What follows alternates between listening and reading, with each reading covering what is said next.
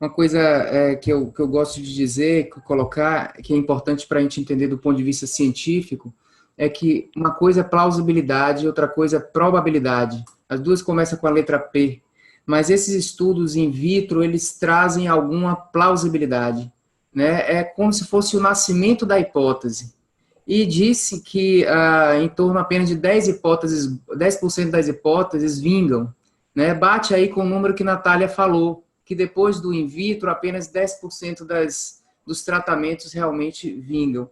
Esse vingar é vingar na coisa mais aí da evolução dos estudos, mas para se tornar algo, digamos, clinicamente relevante, é até um percentual menor. Então, os trabalhos in vitro, eles não trazem probabilidade de que aquilo ali vai funcionar. Eles trazem apenas uma plausibilidade, portanto, é o nascimento da hipótese. Tá?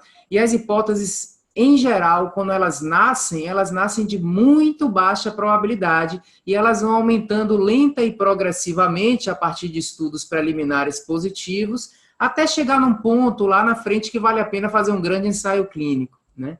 A questão é que a gente está nesse processo pandêmico de fast science, né, e que se pula etapas. Mas, assim, se a gente pega a história que Natália conta, você começa com uma probabilidade baixa, eu diria até mais baixa do que a média das hipóteses, porque essa já é uma droga de repropósito. Então, do mesmo jeito que muitos fármacos dão certo em células de laboratório, muitos falham no resto do caminho. 90% falha. Então, assim, geralmente é menos de 10% do que deu certo em laboratório é que realmente chega a ser testado em humanos. E isso é normal. Esse é o caminho normal da ciência.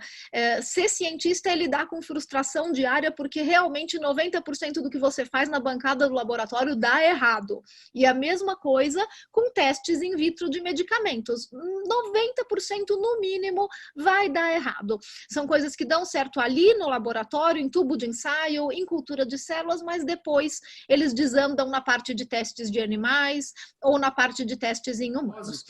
Repurpose drug, em geral, tem menor probabilidade ainda, ou seja, no campo científico ela já falhou, como ela falou, em influenza em humanos, em estudos experimentais em animais, em outras viroses, né? Então você veja que ela nasce, na verdade, desse antimalárico, com uma probabilidade menor do que a média das hipóteses que já nascem de probabilidade baixa.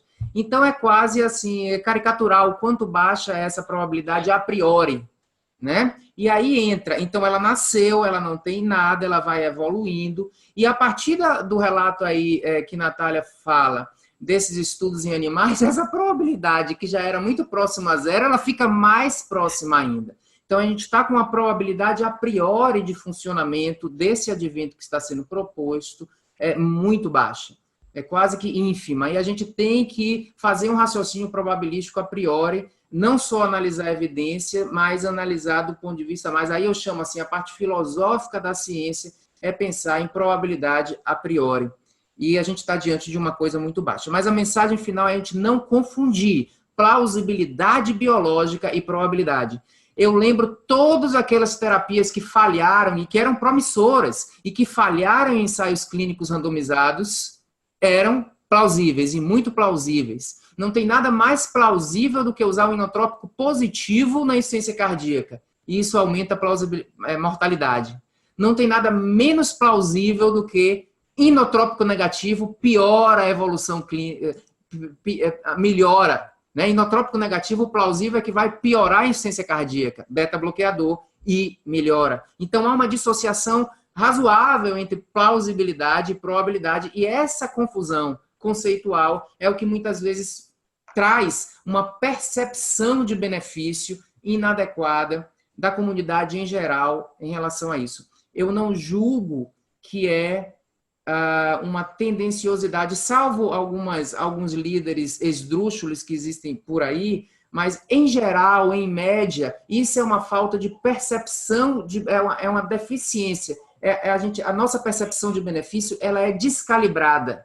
E isso é inerente da mente humana. Isso não é uma vontade dos médicos de, eventualmente, agir de uma maneira errada. Isso é inerente. Não é só na área médica, em todas as áreas. A área política, digamos, uma conduta política para melhorar a violência, vamos dizer. Existe uma percepção de benefício maior, porque é inerente da mente humana ser crente, acreditar nas soluções, até porque os crentes, do ponto de vista evolutivo, sobreviveram mais do que os céticos. Hoje, a gente está num ponto de que o ceticismo ele já prevalece enquanto intelectualidade, mas em termos de sobrevivência, em outras épocas, os crentes sobreviviam mais. O Noé construiu a arca e salvou a família dele e um casal de cada animal, porque ele teve fé que aquela mensagem era uma mensagem verdadeira. Segundo, ele teve fé que ele conseguiria construir uma arca, porque ele não sabia construir arca, não.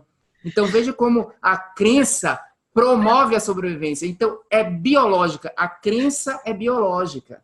Não é mal de quem está prescrevendo hidroxicloroquina, salvo líderes esdrúxulos. Não é, em geral, isso faz parte da sociedade. Não há novidade nenhuma com a história desse antimalárico. A gente, inclusive, está evoluindo aos poucos do ponto de vista de pensamento médico ao longo dessas últimas décadas ou talvez desses últimos séculos.